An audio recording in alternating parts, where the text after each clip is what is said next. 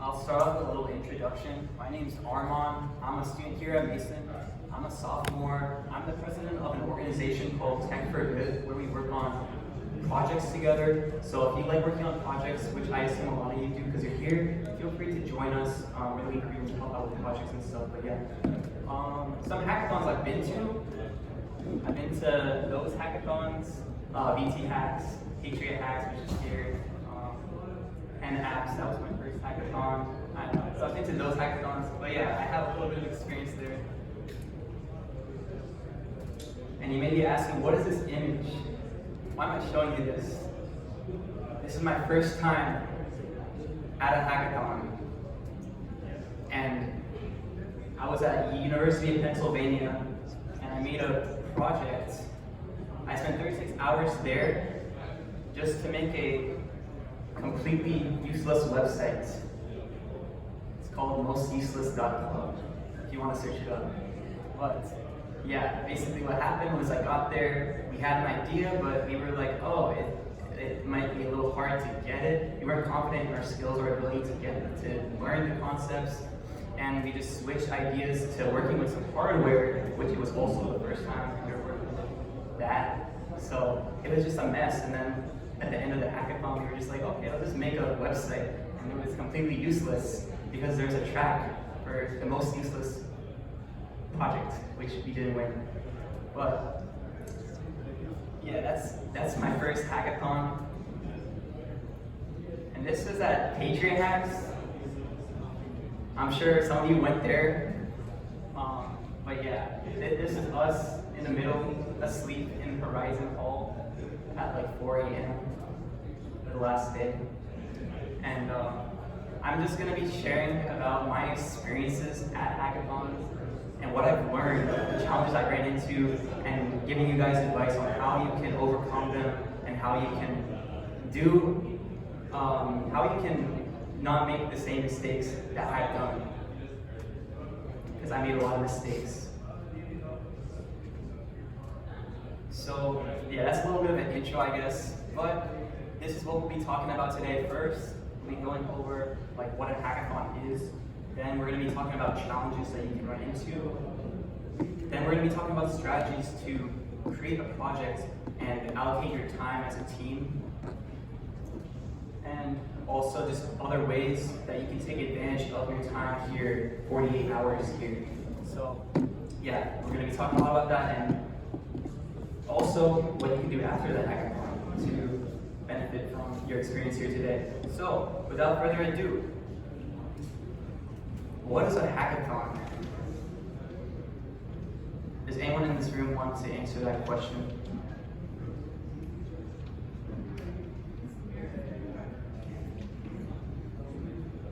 What is a hackathon? Yes, what is a hackathon? It's a competition where students come together to compete and make their own types of projects and learn more about the world and computer science. Yes, I love that answer. So if you couldn't hear him, he said it's a competition where students come together and work on a project and learn more about computer science and have a fun experience. That is pretty much what a hackathon is. It's a collaborative environment encouraging learning, building, networking, and creating solutions. You have 48 hours and you can do whatever you want with your skills and whatever you want to learn to build. And a lot of people from the outsider perspective think of a hackathon as just a competition that you can only be in if you're good at coding, if you're good at doing software development. However, that's not necessarily the case. A hackathon is a place where you can learn new skills, a place where you can overcome challenges that you would usually run into if you didn't have 48 hours to work on something. So it's a great opportunity to learn and build something new. And there's also some other great benefits, so we'll talk about that too. But yeah, some challenges that you will come across at this hackathon, because I've been to some hackathons and I've run across all these challenges, are motivation.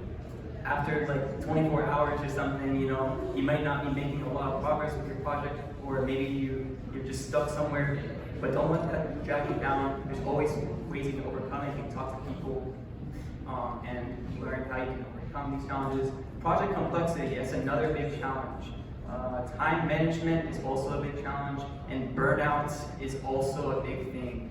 So these are all challenges that you will typically run into. So we're going to talk about strategies you can use to avoid that. But firstly, time management. How can you allocate your time? This is a big thing. 48 hours, right? How can you divide your time so that you're making the best use of it? From my experience, I can say that it's always a good way to spend maybe an hour or two at the beginning of your experience, coming together with your teammates and brainstorming ideas. Get a whiteboard or some paper and just write out different ideas you have about what you can build, what you're interested in, and after you identify whatever it is you want to do, start to plan and research your topic. Planning and research is something that a lot of people overlook, and it's important that you plan things out so that when you know what you're doing, essentially. And yeah, most of the time, of course, you're going to be coding, and you're going to probably need to take some breaks every now and then to eat, attend events or workshops, and of course, most importantly, sleep. So let's talk about brainstorming. What exactly is brainstorming? What do I mean? Well, brainstorming is a great way to not code, because you're going to be doing that later, but no coding, just discuss with each other about ideas. And as I said, of course, it's always nice to have a whiteboard or paper to write things down and organize your thoughts and visualize potential projects. So these are a couple. I'm going to show an example of brainstorming. Me and my club were working on an app. It's called Let's Lunch. Oh, sorry, did you have a question? Or, oh, sorry, okay. But yeah, anyways, me and my club were working on an app. This is an example of us brainstorming for it last semester. So yeah, just writing down your different ideas. Well, yeah, this was before we actually decided on the app, I just realized. The next slide will show us playing the app, but this was like when we were writing down different ideas, trying to figure out what idea we want to do, like something about financial literacy, something about like university life, or making, empowering equity, different ideas, different topics that we just wrote out. Now, after you identify whatever idea you want to take on, you want to plan it out, right? So know what your end goal is. Have an attainable project, because that's always better than a project that doesn't work. It'll be really hard to develop a new social media platform in 48 hours, but maybe something else like a chatbot might be easier to do. So know what your end goal is and figure out the steps that you want to take to get there. Now, when you're planning your project, you're not just planning it to help you succeed in this hackathon, you're planning it to develop your skills and help you become more perspective as someone that's trying to get a job in software or CS or whatever. So make sure you're working with good technologies. Don't work with a random library. Work with something that people actually use. So learn about that. Of course, you won't know everything. So there's going to be a lot of technologies that people use that you can use. This time is an opportunity to learn, and yeah, so do that. Work as a team. You and your teammates can work together to get things done. Split tasks amongst each other, find out your strengths, and work accordingly. And of course, maybe you're starting something and maybe you're 12 hours in or something like that, but don't be afraid to adjust your plan. A lot of the time, you'll start something and you'll realize, maybe this isn't the direction we're going down, so maybe it's too complex. Don't be afraid to adjust and do something new.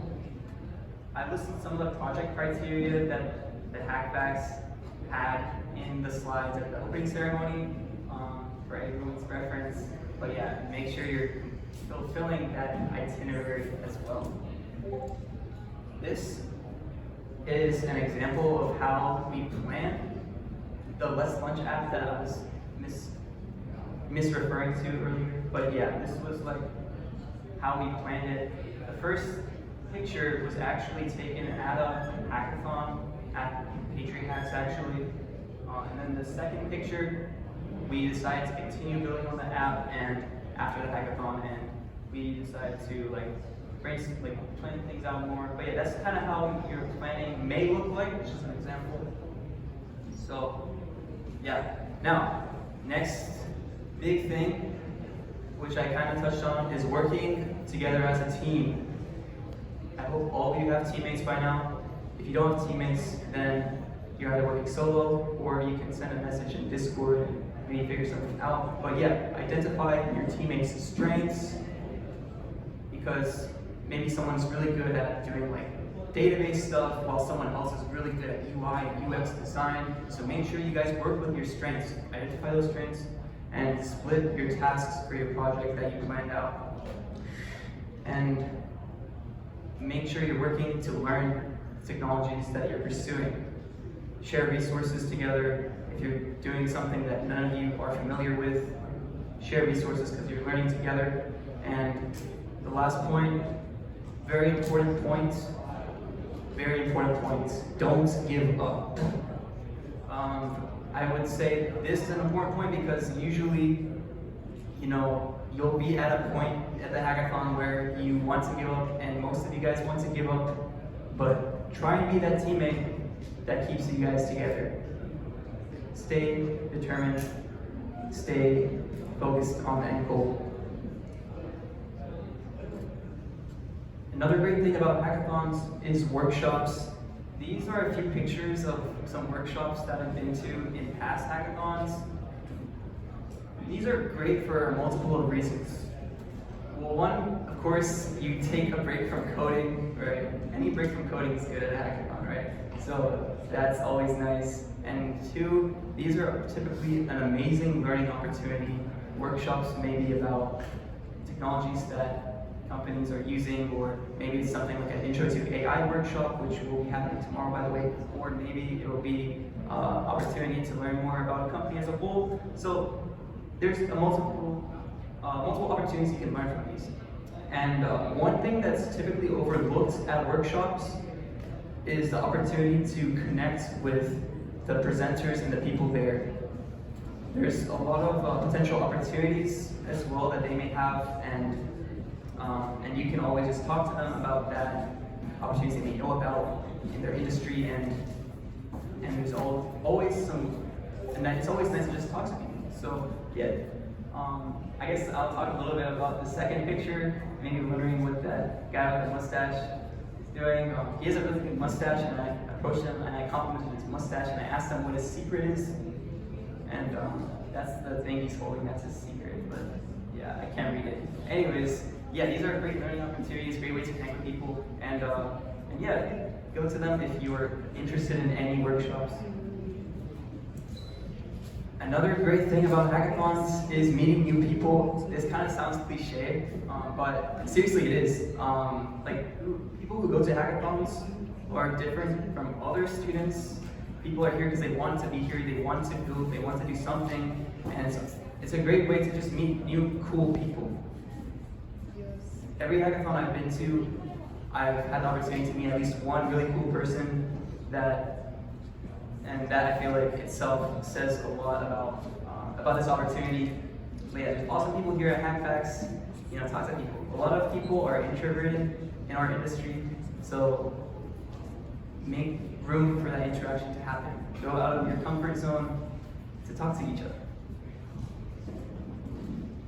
And some other things to keep in mind about your whole experience here today is take breaks when you need them. A lot of the time you're just coding for countless hours and you don't take the time to just walk around or get your blood flowing. Make sure you're doing that. Don't pass out. And it's always good to just stretch. So take breaks. Make sure you're sleeping. I'm serious, make sure you're sleeping because it impacts your performance. I can attest to this. I've done a couple hackathons where I haven't slept, and I've done hackathons that I have slept, even if it's only like 3 hours a night. Those 3 hours are really crucial in helping you have a functioning and working brain. So make sure you're sleeping a little bit. Energy drinks don't work like that. And lastly, of course, eat, stay hydrated. There's free food, there's water fountains. So yeah, there's some other, I mean, you already know that, but yeah. After the hackathon, after you're done with everything, right? This is a great way to share your experience, what you did. So add your project to your resume. And you can specify the technologies that you use, what the hackathon was for. If you won any awards for the hackathon, you could also note that. If you won like 3rd place, best use of something, whatever, it's always nice, it always makes a good look on your resume. And secondly, make a LinkedIn post about your experience. Make a LinkedIn post. You have a LinkedIn? If you don't have a LinkedIn, then make a LinkedIn because it's a great way to connect with recruiters and stuff like that in the professional world. But make a LinkedIn post about your experience because a lot of people just have LinkedIn accounts and they're not making posts. But this is a great way to get yourself out there. So yeah, and follow up with people. If you met some sponsors and got connected with them, make sure you thank them, follow up with them, or if you have new friends that you made, So yeah, it's always nice to do that too. And yeah, here's an example of what you could use on your resume about your hackathon project. Honestly, you just want to list like what you did, collaborated with a team of people to develop whatever it is you developed, designed to do something. And you could also specifically mention any technologies you used, any challenges you came across, any outcome from this app if you were to publish it or something. So yeah, and you could also bullet point your award. So yeah, that's a resume example. And you can also look at a LinkedIn example, just search up on LinkedIn, like you can just search up someone, like some hackathon on LinkedIn, you'll see countless examples of people's experience or posts. So yeah, and lastly, make sure you have a good time. Yeah, these are some pictures from hackathons that I've taken, so yeah, nothing special, just eating food and having a good time with friends. But yeah, that's pretty much it though. If you benefited from this presentation, feel free to let me know. I love to hear feedback and stuff. So yeah, and if you're also interested in my club, Tech for Good, we're looking for people who are passionate about making projects, building, and we're going to be having a project brainstorm session as an organization this coming Tuesday. So details will be on our social media and stuff. So if you just go on our Linktree, it's Linktree/GMUT4G. That's Linktree/GMUT4G. So yeah, and also feel free to connect with me on LinkedIn. But yeah, that's pretty much it. I hope you guys enjoyed the presentation. And I'm now open to any questions or anything that you may have. So does anyone have any questions or something? I'd be happy to answer.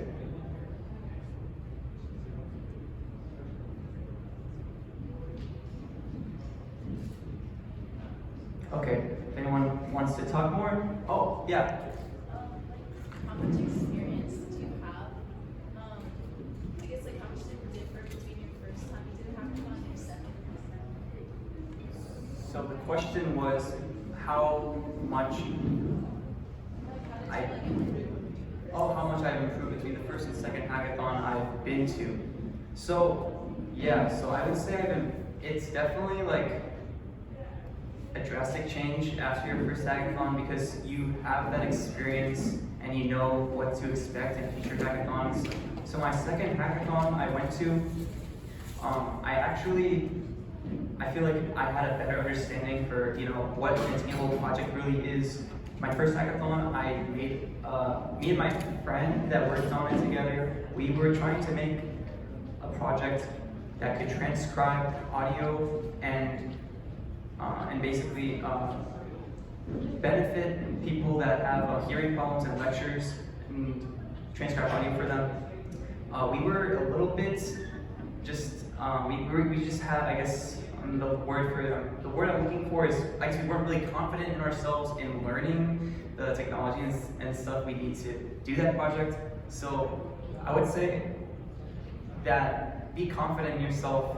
If there's something new that you're trying to learn and use that to build your project, it's achievable. There's YouTube, you can ask AI for help, you can ask friends for help, you can ask there's a lot of resources that you can use to learn and use your learning, you use that to build what you learn. So yeah, I would say that my confidence definitely improved, and at my second hackathon, I didn't really work on my project too much because I had midterms the next week, so I was like kind of doing studying and project.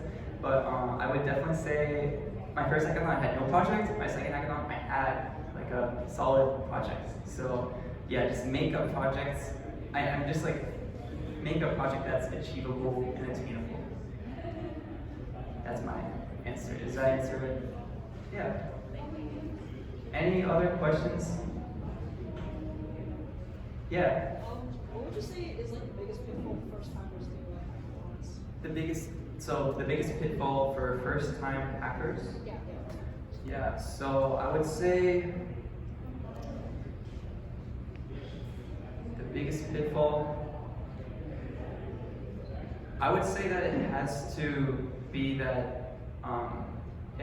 maybe motivation. From my experience, I feel like a lot of people going into hackathon for their first time, they lose motivation because they think everyone else around them may have like a better project, better skill set, and that they'd be out-competed. But yeah, I would say the biggest pitfall is that motivation. So just don't lose your motivation in yourself. I've seen a lot of projects that, you know, you have like some PhD students and like master students working together, and like, you know, someone that went to like a really good school, working together, and then maybe they don't get something that's attainable, or they don't get something that's practical. There's a lot of reasons that someone that's more knowledgeable, quote unquote, about computer science won't be able to outcompete you, because it's really not about how complex something is. It's also about other factors like your idea and stuff. So I would say don't feel like you have don't lose motivation because you feel like others around you are better than you, and stay motivated to keep going even if it's hard, even if it can get tough. So yeah, that's the biggest pitfall that I've noticed, and I'd say how you can. Your question? Yeah, so for the best beginner project track, I realized that the beginner project has some criteria to them for someone to be nominated for it. Just to recap, if someone were like, so what would be that criteria? So the beginner criteria, from what I've heard,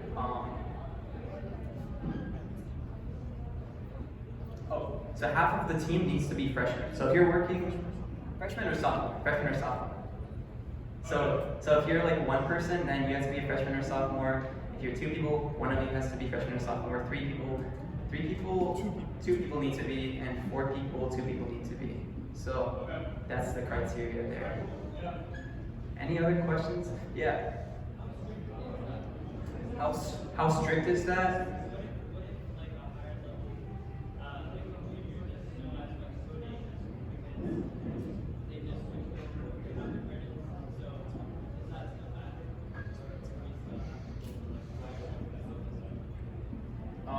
I'll let Ayan answer that question. But yeah, he will know the specifics there. But yeah, any other questions? Yeah. So I got one more question. For the tracks, just to clarify, do we apply for which track we believe we want to compete for, or are you guys like judging off of it, like all of the projects and then giving award to whatever project? I'm sorry, I don't know that question. Yeah. So I believe you have to apply for the track that you're doing. I believe when the soft deadline comes about and you submit, whatever track it is that you've applied for will be the one that's being used for your final submission. And so, yeah, I think that gets settled there. And I guess how you apply the tracks, I think maybe, I'm not exactly sure, but I'm guessing it's on like DevPost, or they will ask you during the soft deadline. So, yeah. And one more thing, are we allowed to apply for several tracks or just one? Several tracks or just one? Someone from GMUCS Club, how much tracks can you apply for? Just like put a number out. You can only apply for one? Oh, how many tracks can you apply for? So you'll automatically be applied for the best overall, and then you can choose one track to compete. Yeah, so best overall, and then you can choose one track to compete in specifically. Anyone else have any more questions for me? No more questions? Okay, well, it's been an honor to present today to you all. Thank you for listening to me, and good luck hacking.